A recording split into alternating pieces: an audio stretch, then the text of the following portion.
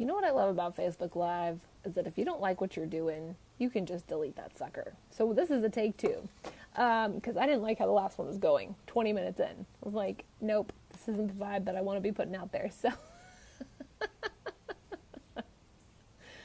all right, so I'm gonna reshare this to the group. Sorry, group, you're getting this a second time, but I don't care because this one's gonna be better. All right.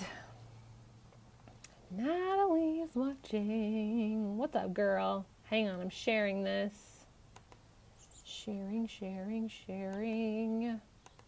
You know what? You just gotta laugh at yourself sometimes because we screw it up.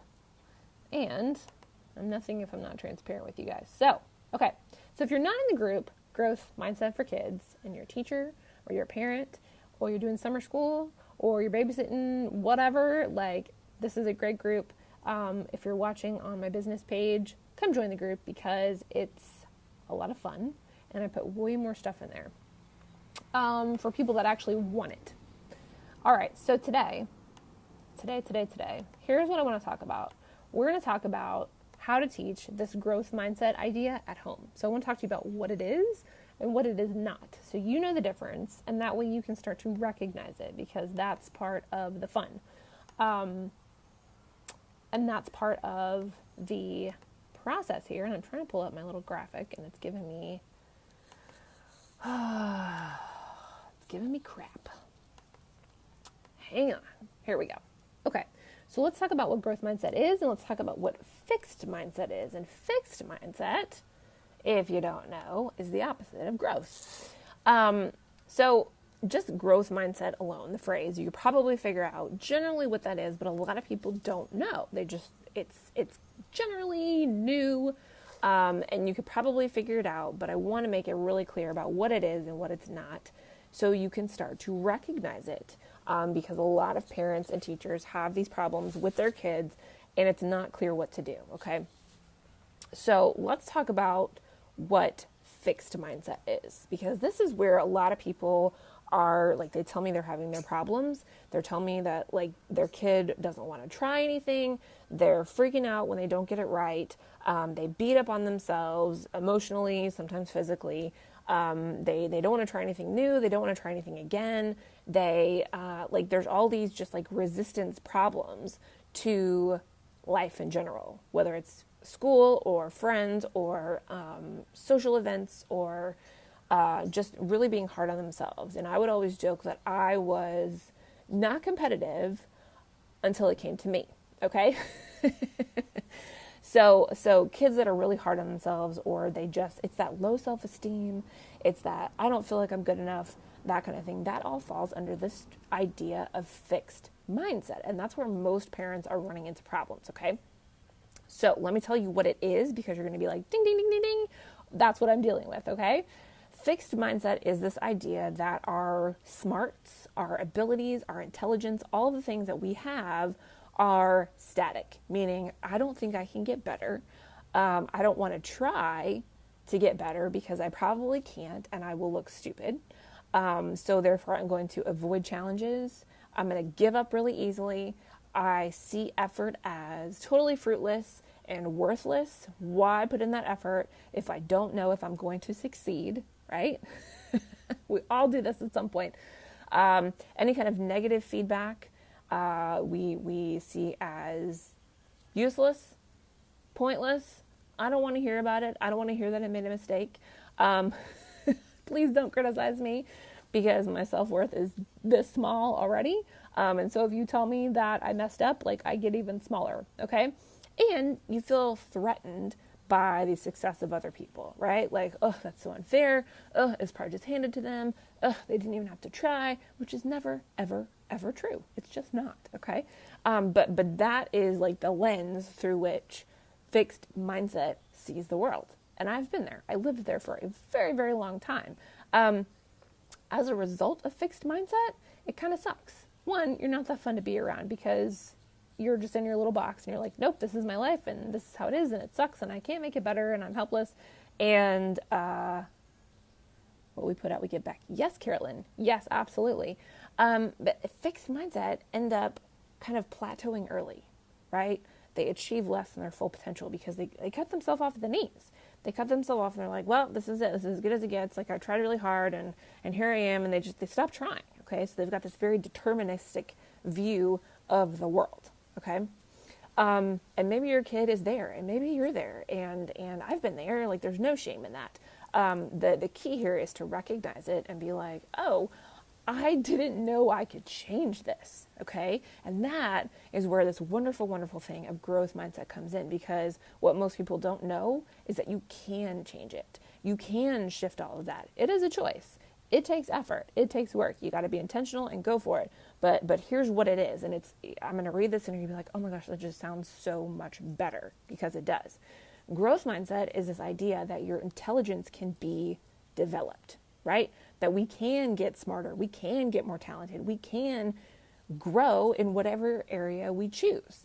And yes, some of us are born with more tendencies and more talents in a certain area, but there's nobody out there who is amazing and incredible and some prodigy or whatever that never even had to practice, okay? That does not exist.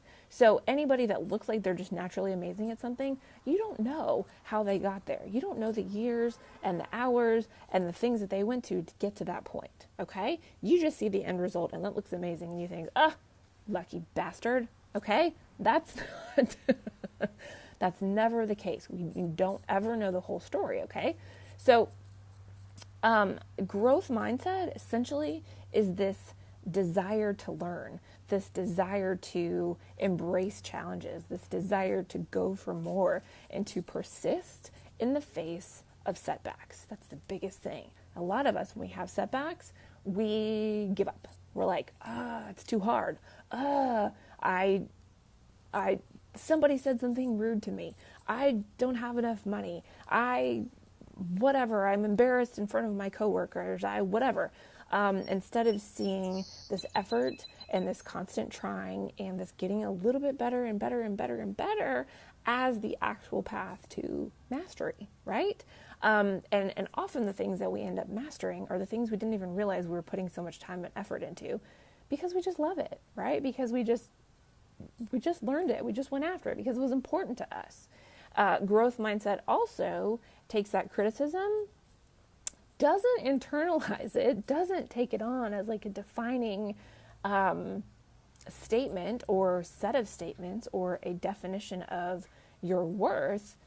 You learn from it. You're like, okay, one person's opinion. Let me take that into account, see if it's true or not, sift through that, get those emotions out of the way and find the lesson in it. Okay. And the same with how they look at successful people is, okay, how did they get there? What steps did they take? Carolyn says, I'm only realizing this now in my 30s. Yes, me too, I know. I have a daughter. I want her to grow up learning and knowing her worth. So important, Carolyn. So important. Oh my gosh. It's like the thing I'm most passionate about. When you see that your child has low self-worth, it's devastating. Okay. Which is why this whole thing exists, because I was like, this cannot be, totally, I cannot tolerate this. So we're changing it, and I'm really excited. In growth mindset, we reach these ever higher levels of achievement because you're never done, because you're always learning, and it's this love of learning. And because your worth, in fixed mindset, your worth is coming from everybody outside of you, telling you how great you are or not, how much money you have or don't, all of your abilities, defining your self-worth, and you're waiting on other people and other situations and other circumstances to make you feel better, okay? So you don't have any control. You've given it all away to the outside world. In growth mindset, that sense of self and self-worth is on the inside, which means you are totally free, because you're not worried about what anybody else is thinking or doing or saying or whatever to you. You are concentrated on what is important to you, and you can decide and do whatever you want. So it's really, really cool. It's so freeing. It's so freeing. And that's where that sense of self-confidence comes from, is this idea that it's not up to anybody else. It's up to me. I have control. I have the power. If I keep trying, eventually I will get there. Whoop, my phone's falling over. Okay. So I want to give you 4 quick little steps on how you can implement this at home. It's really super simple. It does not take a long time. The only trick is you got to be consistent and you got to be intentional, okay? But anybody can do this in their own home. Like the minute you even like get it in your mind that like this can change, you will automatically start doing this at home. You can't help it because it's just so cool. So 4 steps. Introduce it, what we just kind of talked about. You don't have to go into that much detail with your kids because I know they don't really listen. You're going to notice it, you're going to model it, and then you're going to practice it, okay? Like, seriously, that's it. Super simple, okay? So what does it mean to introduce it? Basically, you just want to bring this idea up to your kids, right? What does it mean to grow? What is a mindset? What is growth? What is fixed, okay? Like, really super simple, just to let them know that they can change their brains. Just like a muscle. They can change their brains can grow, you can get better, you can, that kind of thing. Dumb it down, okay? Use everything I just said. You can even go online and type in like fixed mindset versus growth mindset, and there's a bunch of like little colorful charts, all kinds of different ones that people have already put together if you want like a visual aid, okay? Sometimes that's really helpful.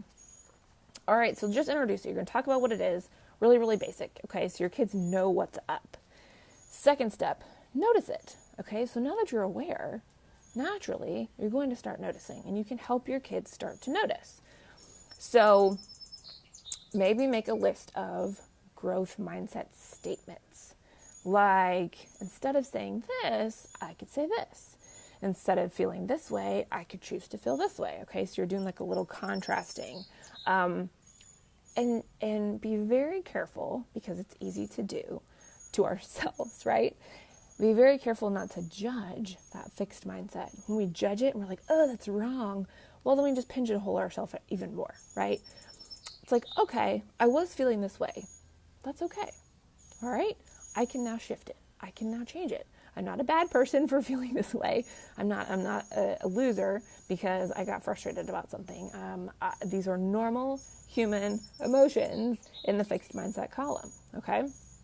That's why this is called growth mindset, because you gotta work at it, right? You gotta grow, and we're gonna make mistakes, and we're gonna have setbacks, and it's going to take time. But this happens faster with kids than you think, which is really, really cool.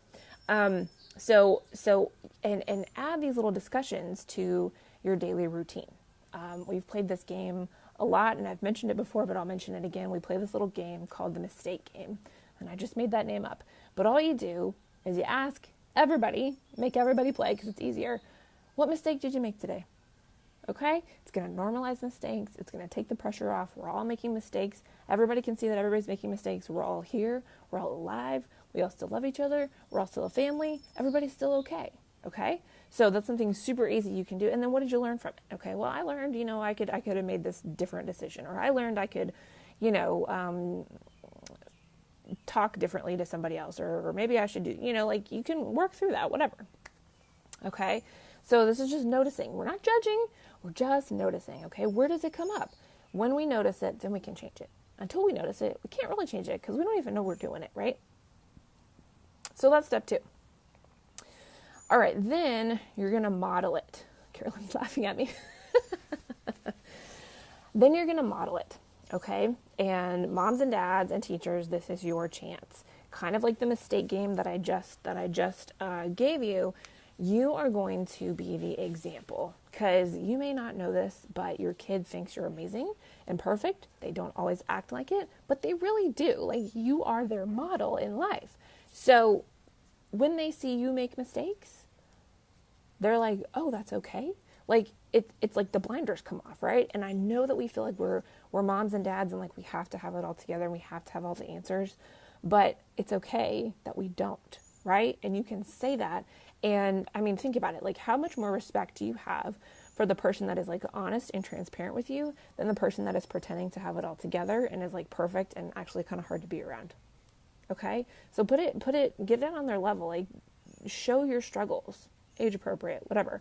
But help them connect the feelings. Use your own example. Wow, I was really anxious at work today because whatever. And I was really, I was having a hard time because this came up, and you can even ask for their advice. Okay. It might be crazy advice, but like, you can be like, what do you think I should do? I don't know what to do, or I totally messed up and I feel really bad about it, right? Like engage them in that conversation so that they know that this is totally normal, okay? The other thing you could do to model it is to add yet onto anything at the end of whatever they're saying. And this is a little annoying like mom move, but I do it anyways. They say, I can't do this. And you say, yet, right? I am terrible at this. I can't do this. I'm no good at this yet. Okay? So that's an easy shift. If they're trying to shift and they're having a hard time shifting, just add yet. I can't do it yet. I'm not good at it yet. Big deal, right? It's less definitive, right? We're just not there. We're going to get there. We're on our way. Okay? And then the fourth step is practice. Just be consistent. Just be intentional.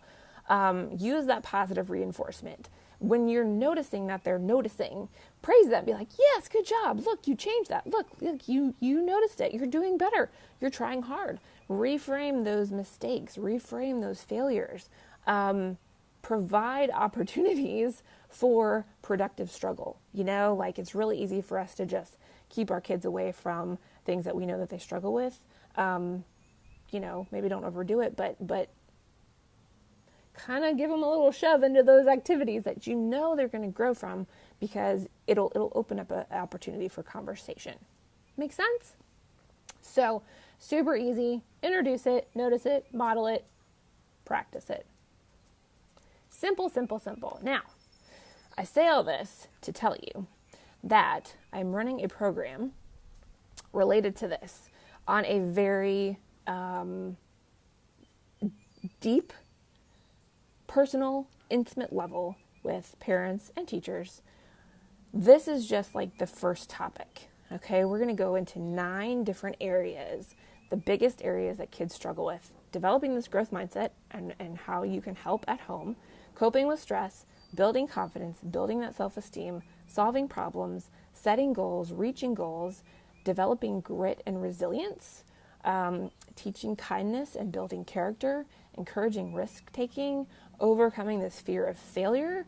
This is what, like, everything that's been going on in our home and everything that I've learned over the past, 10 years, I've packed it into this program. I'm really excited to help you help your kids build their confidence. That's what this all comes down to, is their self-worth and their value in themselves comes down to these 9 areas that you can change at home.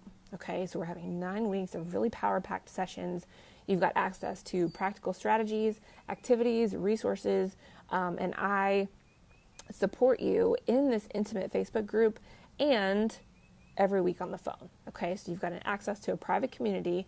I'm available to answer your questions. I'm available to troubleshoot with you on the spot.